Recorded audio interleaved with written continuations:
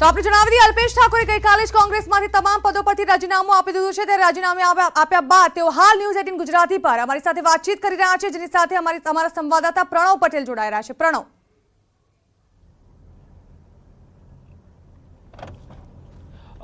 ઝરણા, ચોક્કસ એ માની શકાય કે જે અલ્પેશ ઠાકોર સેનાના પ્રમુખ અને રાધનપુરના ધારાસભ્યને જેઓ ગઈકાલે જ પોતાનું રાજીનામું છે તે કોંગ્રેસ પક્ષમાંથી આપ્યું તમામ હોદ્દાઓ ઉપરથી, ત્યારે પ્રથમ વખત આપણે જોડાય છે ન્યૂઝ 18 સાથે વાતચીત કરવા માટે। રાજીનામા બાદ અલ્પેશ ઠાકોર સાથે શા માટે આપવું પડે છે? અનેક હોદ્દા, અનેક જવાબદારી। કોંગ્રેસમાંથી રાજીનામું આપી ચૂક્યા છે, કેટલાય સમયથી નારાજ ચાલી રહ્યા હતા। ઠાકોર સેનાના 24 કલાકના અલ્ટિમેટમ બાદ તેઓએ રાજીનામું આપ્યું, ત્યારે અંદર ખાને એવા પણ તેમના પર આક્ષેપ લાગ્યા કે ભાજપના કોઈ મોટા નેતા સાથે તેઓ સંપર્કમાં છે અને મોટા નેતાના કહેવા બાદ જ તેઓએ હાલ કોંગ્રેસમાંથી રાજીનામું આપ્યું છે। એક તરફ અલ્પેશ ઠાકોર જ્યાં રાજીનામું આપી ચૂક્યા છે, ત્યાં બીજી તરફ સતત તેઓ એ વાતનું ગાણું પણ યથાવત રાખ્યું કે ભલે તેઓ ક્યાંયથી પણ ચૂંટણી ન લડતા હોય, તેઓ જગદીશ ઠાકોરને સમર્થન કરશે અને સાથે જ બંને પક્ષોને લડશે। ઉલ્લેખનીય છે કે 2022માં તેઓ કિંગ મેકર બનશે તેવું પણ તેઓએ કહ્યું। નેતાઓને જ સવાલ કરવા છે મારે કે 2017ની ચૂંટણીમાં 37 વિધાનસભાઓ પર કોંગ્રેસના બળવાખોર ઉમેદવારો લડ્યા અને આ 37 સીટોમાંથી મોટાભાગની સીટો કોંગ્રેસ હારી। ક્યાંક કોંગ્રેસનો ઉમેદવાર 8-10 હજાર વોટે હાર્યો, ત્યાં કોંગ્રેસનો બળવાખોર ઉમેદવાર 30-40 હજાર સુધી વોટ લઈ ગયો। તો કોની સાથે જોડાયેલા વ્યક્તિ હતા? આ હતા કોણ અને આ કોના ઈશારે લડી રહ્યા હતા? એ તમામ જે નેતાઓ સાથે જોડાયેલા માણસો છે, એક તો એનો જવાબ માંગવો જોઈએ। બીજું, જે લોકોએ પાર્ટી વિરુદ્ધ કામ કર્યું અને જે લોકો લડ્યા તો એમને પાર્ટીમાંથી નિષ્કાસિત કરવાના બદલે જે લોકો 2017માં જો 1 વર્ષ પહેલા જ પાર્ટીની વિરુદ્ધ લડ્યા છે, બધાને ફરીથી પાછા કોંગ્રેસમાં સામેલ પણ કરી દેવામાં આવ્યા। કેટલાકને તો નોટિસ આપી, તો નોટિસનો કોઈ જવાબ નહીં।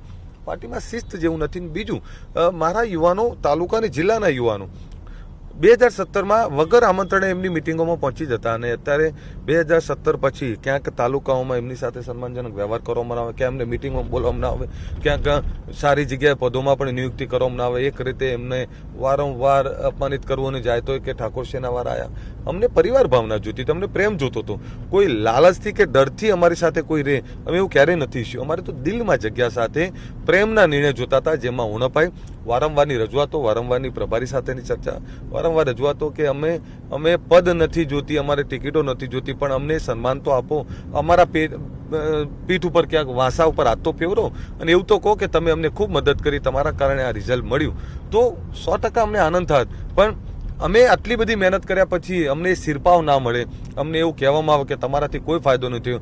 દુઃખ એ થાય, કાલે અમારા પાર્ટીના અધ્યક્ષે એવું કીધું કે આ ઠાકોર સેના ઠાકોરોના કારણે અમે નથી જીત્યા, તો કોના કારણે જીત્યા? આમના મતોની કિંમત નહીં, ગરીબોને। એ પણ કહ્યું છે કે દુર્ભાગ્યપૂર્ણ વાત છે કે અલ્પેશ ઠાકોર આ પ્રકારે પત્ર લખે છે અને જે રીતે પત્રમાં શબ્દનો ઉપયોગ કર્યો છે તે પ્રદેશ પ્રમુખ અમિત કહેવું છે કે તે દુર્ભાગ્યપૂર્ણ છે। કયો શબ્દ? કે જે વિશ્વાસઘાત થયો છે, પાર્ટીએ ઘણું બધું આપ્યું છે છતાં પણ કહી રહ્યા છે, જે રીતે નેતાઓ ઉપર આક્ષેપ કર્યો, પ્રભારી હોય પ્રદેશના નેતૃત્વ ઉપર, તો કહી રહ્યા છે કે આ દુર્ભાગ્યપૂર્ણ શબ્દ અલ્પેશ ઠાકોરના છે। મેં લેટરમાં પણ ખૂબ વિવેકથી શબ્દોનો ઉપયોગ કર્યો છે। મેં એ શબ્દોનો ઉપયોગ કર્યો છે, એમને કદાચ એને ગંભીરતાથી જોયો ના જોયો, મેં ક્યારેય આવી પરિસ્થિતિનું નિર્માણ થશે એ મેં ક્યારેય કલ્પના પણ નહોતી કરી। મને એવું હતું કે મારો જનાજો આ પાર્ટીના ફ્લેગ સાથે નીકળશે, પણ દુર્ભાગ્યપૂર્ણ એ છે કે એક પ્રકારનો એવો માહોલ ને એ પ્રકારના અમને હેરાન કરવામાં આવ્યા, અપમાનિત કરવામાં આવ્યા, જેના કારણે અચ્છા અલ્પેશ ઠાકોરને વ્યક્તિગત શું આપ્યું એમાં ના પડશો। અલ્પેશ ઠાકોર એકલા માટેની લડાઈ પહેલા લાખો યુવાનોની લડાઈ છે। મેં એક બીજી લાઈન પણ લખી હતી કે હંમેશા અમે એક અપેક્ષા અમે રાખી, અમને પ્રેમ, વિશ્વાસ અને પોતાનો અને સન્માન જે જોઈતું હતું એ ના મળ્યું।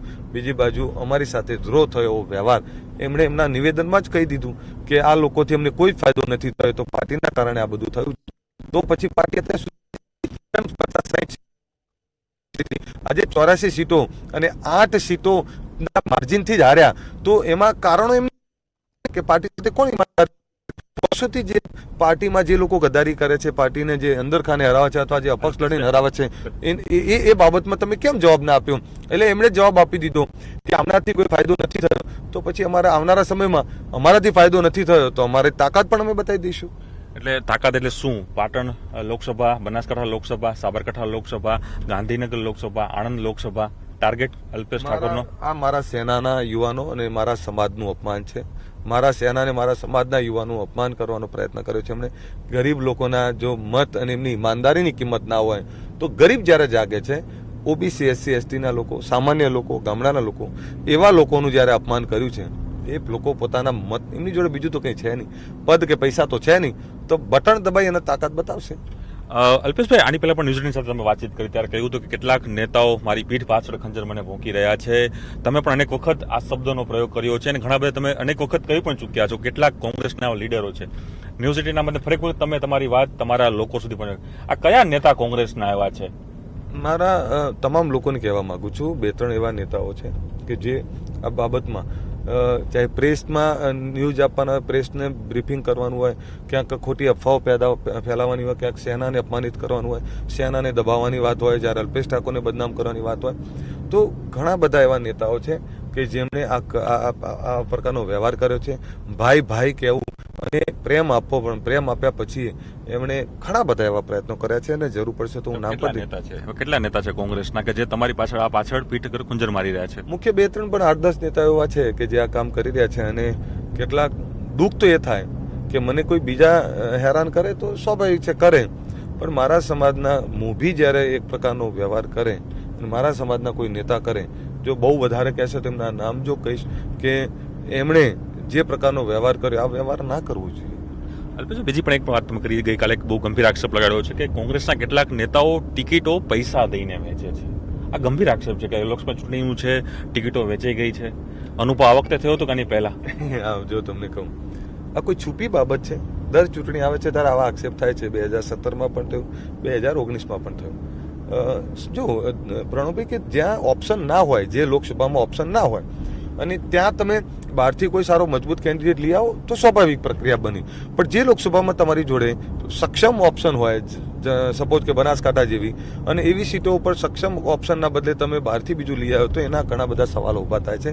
ઘણા બધા એવા નેતાઓને પણ સમજવું જોઈએ કે જેમણે પાર્ટીએ 6 વાર સસ્પેન્ડ કર્યા તો ફરથી પાછા મહેસાણામાં ટિકિટ લઈને આવે છે. એટલે ઘણી બધી બાબતો છે.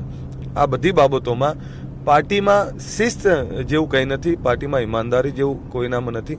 પોતાના માટે જ લોકો રાજનીતિ કરે છે. જો મને તો કેવું હતું કે મને એમણે કહ્યું કે આટલું બધું આપ્યું, તેમ છતાં હું કેમ ના રહી શકું? એનું કારણ છે કે આ ગરીબ લોકો માટેના મારા જવાબદારી છે. ગરીબ લોકોને એમની રાજનીતિ માટે, એમના લોકો માટે જ્યારે કોઈ અધિકાર ના મળતા હોય ત્યારે મેં નક્કી કર્યું મારું જે થવું એ થાય, હું ખતમ થઈ જાઉં તો ખતમ થઈ જાઉં. પણ મને બનાવ્યો તો આ જ લોકોએ છે, જે આ ગરીબ લોકોએ બનાવ્યો છે, તો એમના માટે હું કદાચ ખતમ થઈ જાઉં તો પણ આનંદ થશે. કંઈ ગદ્દારીથી તો ખતમ નહીં થવું ને, હિંમતથી સામેથી લડીને મરી જઈશ. જો અમે કોંગ્રેસ પાર્ટી નથી મદદ કરતા તો સામે કંઈ ભારતીય જનતા પાર્ટી માટે કામ નથી કરવાના. અમે અમારી ઇન્ડિવિજ્યુઅલ તાકાત બતાવીશું. 2017 પહેલા એકલા જ હતા ને ભાજપ કોંગ્રેસ બે સામે હતું, તો 2017માં અમે ઈમાનદારીથી અમારા પોતાના માટે લડીશું.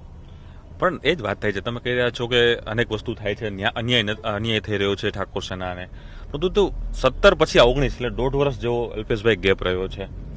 અત્યારે ખબર પડી કે અન્યાય અલ્પેશ ઠાકોર અને ઠાકોર સેના સાથે કોંગ્રેસ પાર્ટી કરી રહી છે. એ જ કહ્યું ને કે 1 વર્ષથી આ ચાલતું હતું. મેં કહ્યું ને, જેવી રિઝલ્ટ આવ્યું અને પહેલી જ મિટિંગથી ત્યાંથી જેવું જાણ કે હાર અમારા કારણે થઈ હોય, અમારા કારણે, અમારે તો એવું જ હતું કે ભાઈ આ જે કંઈ પરિસ્થિતિ સારી સીટો આવી છે તો આ ગરીબ લોકોએ મદદ કરી, એના કારણે એના બદલે અમારા પ્રમુખથી માટે બધાએ કીધું કે આ લોકોથી અમને કોઈ ફાયદો નથી થયો.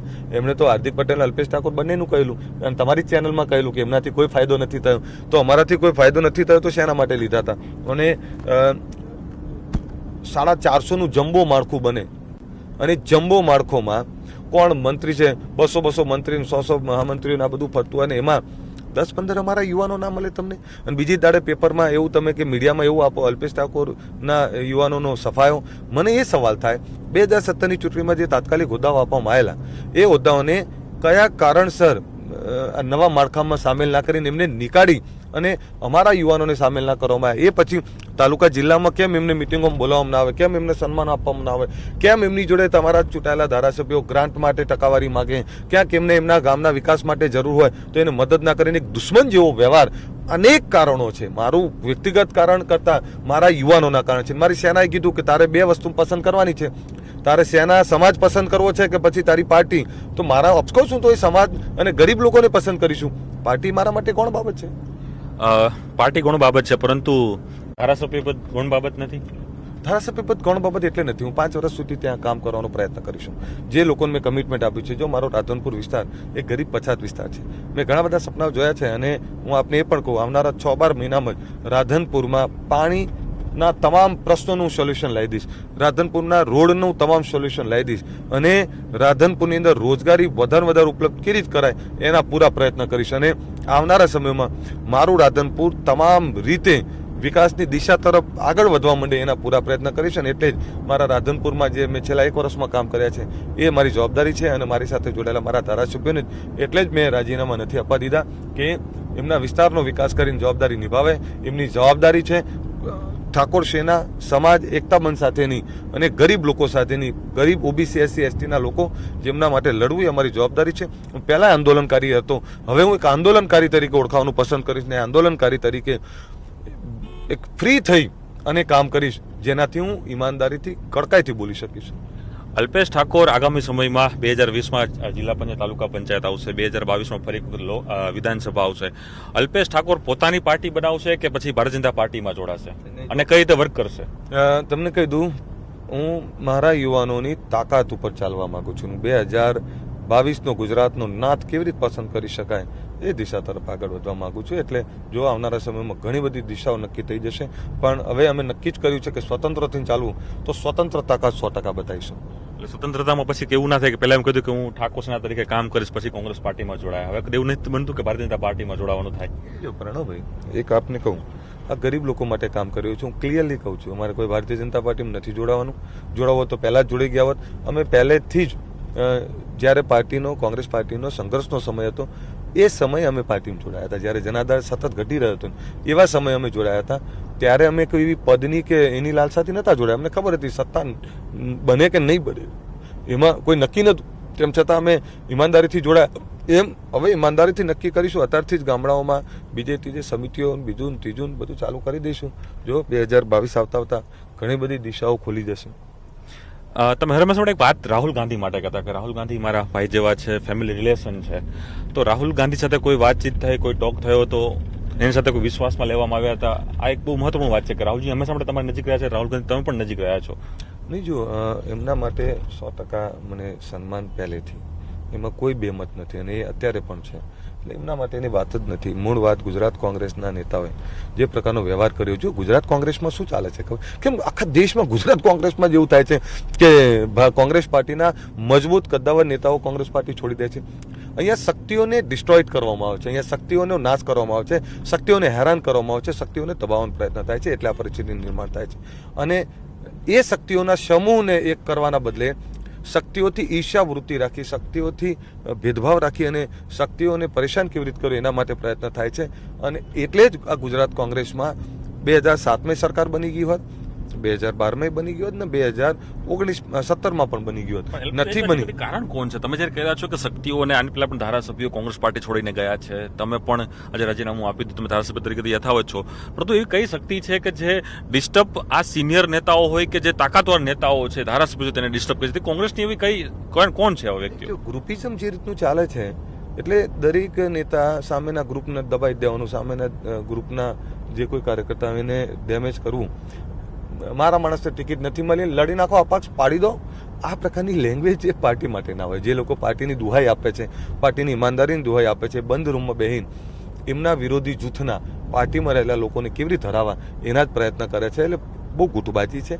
જો આમાં તો હું પછી તો શું કે અંદર લડવું એનાથી પતવું, એના કરતાં પછી સ્વતંત્ર હતું, કારણ કે મારા લોકો માટે મારે ઘણું બધું કરવાનું છે. અંદર લડવાનું બહુ ચાલે છે. પાર્ટીમાં ખુલ્લી વાત છે, તમે બધા જાણો છો ને, બધું આખું ગુજરાત જાણે છે કે પાર્ટીમાં ગુટબાજી છે. પોતાના કાર્યકર્તા ટિકિટ ના મળે, 37 સીટોમાં અપક્ષો લડ્યા. કોંગ્રેસ પાર્ટીના ઓફિશિયલ હોદ્દેદારો એ કોણ હતા, કયા નેતા સાથે જોડાયા, તો આના કારણો સમજવાની જરૂર છે. અપક્ષ લડ્યા, પાર્ટીના ઉમેદવારને હરાયા, તેમ છતાં પાર્ટી વિરુદ્ધ કામ કર્યું, નોટિસો આપી, તોય પાર્ટીમાં. તો શિસ્ત ક્યાં? શિસ્ત સમિતિ શાના માટે બનાવો છો? નક્કી કરી લો, જેનું વધારે જૂથ હોય એ પાડી દે એકબીજાને. અંદર પાડવાની વાત ચાલે છે. અમારી લડાઈ એ જ હતી, અમારે ભાજપ સામે લડવું હતું, પણ આ તો કોંગ્રેસ સામે લડવાની વાત આવી અને અંદર લડવું, બે સામે લડીશું. બીજી એક વાત છે, આક્ષેપ પણ થઈ રહ્યો છે કદાચ અલ્પેશભાઈ ભાજપની કરશે? આ પ્રકારની એક આખું સોશિયલ મીડિયામાં પણ એક જબરદસ્ત વોર ચાલે છે. આપણે હોય છે બી ટીમ અલ્પેશ ઠાકોર બનશે ભારતીય જનતા પાર્ટીની. અમને તો બી ટીમ કોંગ્રેસની કહેવામાં આવતા, અમે બી ટીમ નથી, અમે એ ટીમ છીએ. અને એ ટીમ બનવા ટેવાયેલા એટલે જ આ સ્વભાવ છે. અલ્પેશ ઠાકોર ને એના યુવાનોનો બી ટીમ બનવાનો કોઈ એવો પેલો છે જ નહીં. અમે કોઈના એજન્ટ નથી. એટલે એ તો સ્વાભાવિક છે, કોંગ્રેસના સાથે જોડાયેલા લોકો હવે અત્યારે ખટ્ટે અંગૂર, એટલે હવે એને બી ટીમ બતાવી દો ને પેલું બતાવી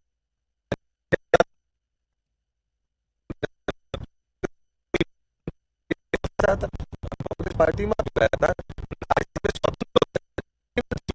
અમે સ્વતંત્ર થઈને આ કામ કરી રહ્યા છીએ. હવે બી ટીમ દેખાતી હોય જે દેખાતું હોય, અમે એ ટીમ છીએ અને એ ટીમનું પરિણામ પણ બતાવી દઈશું.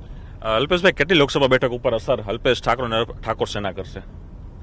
ગરીબો અસર કરશે. આ વખતે ગરીબોના મતને જેણે અપમાન કર્યું છે, સમાજના મતોનું અપમાન કર્યું છે કે આમનાથી અમને કોઈ ફાયદો નથી થયો, તો નુકસાન પણ બતાવી દઈશું અમે, કે એમને ખબર પડે કે ઠાકોર સમાજ, ઓબીસી, એસસી, એસટીથી અમને કોઈ ફાયદો નથી થયો, આંદોલનકારીથી, ગરીબોથી કોઈ ફાયદો નથી થયો.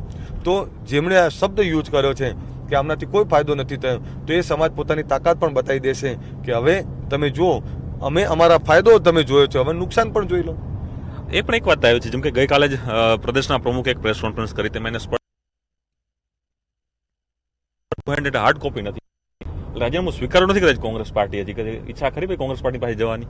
નહીં, જો આપને એક બહુ ક્લિયર વાત કરું, સતત મારે કોંગ્રેસ પાર્ટીમાં રહેવું. ધારો કે મેં કોંગ્રેસ છોડ્યા પછી હું ફરતી કોંગ્રેસમાં જ ગયા, મારે કોંગ્રેસ પાર્ટીમાં રહેવું જ હતું. એવું નહોતું કે નહોતું રહેવું, પણ અપમાનની એક પરાકાષ્ઠા હોય છે યાર, અવગણનાની પ્રભારી હોય છે. પ્રભારી ફોન ના ઉઠાવે, પ્રભારીની ઈચ્છા હોય ત્યારે ફોન કરે, અને આપણે જ્યારે કામ હોય ત્યારે ખાલી ગોળ ગોળ વાતો. અને યાર 25 લોકોને વિરોધ પક્ષના નેતાના વચનો આપી દીધા છે, 25 લોકોને નવા પ્રદેશ પ્રમુખના વચનો આપી દીધા. કેટલા લોલીપોપ આપશો યાર? તમે હતા કદાચ. હવે એમાં ચલો, ઓફકોર્સ એમાં 25 હોય તો 25માં તો મારું નામ હોય જ ને. आप ही भविष्य हो, आपके सिवा कोई और नहीं है. બે યાર, હું માણસો જોડે રહું છું તો ગરીબ લોકો જોડે રહું છું. આવી છેતરામણી વાતો અને આવી કે લાલસાના નિર્ણયોમાં નહીં. મારું ખુદની કોઈ લાલસા જ નથી. મેં એક જ કહ્યું કે યાર મારા લોકોને સન્માન આપો ને, આ ગરીબ લોકોને સન્માન આપો ને. શું કરવા એમની સાથે છેડછાડ થાય? તમે સૂચના આપો ને. અમારા જ સમાજના એક નેતાને મેં એવું કહેલું કે તમારી સાથે જોડાયેલા આ કાર્યકર્તાઓ સાહેબ સેનાનો કેમ વિરોધ કરે છે, કેમ અમારો વિરોધ કરે છે, કેમ અમને હેરાન કરે છે? હા કહીશું, પણ ફરીથી એનું એ જ અપમાનિત કરવાનું ને એ જ લડવાનું કામ શેના માટે આ કામ કરો છો? એ પણ તમે જે કહ્યું એ જ વાત કરીશ પાછી, કે દિલ્હીમાં તમે જાઓ છો, પ્રદેશ આ દિલ્હી હાઈકમાન્ડ નેતાઓ જે સિનિયર નેતાઓ આશ્વાસન તમને પણ ઘણી વખત આપેલા છે. એ પણ એક મેસેજ આવતા હતા કે ભાઈ કાર્યકારી પ્રમુખ બનાવવાની વાત છે, પ્રમુખ બનાવવાની વાત છે, વિપક્ષના નેતા બનાવવાની વાત છે. નહીં, મુદ્દો એ છે તો શું આ લોકો બરોબર કામ નથી કરતા એવું તમે માનો છો? જો આજ બનાવવાની આ જે પ્રભારી જે બધાને કહી રહ્યા છે, તો એનો મતલબ એ થાય છે કે તમને આ બંનેના કામથી સંતોષ નથી.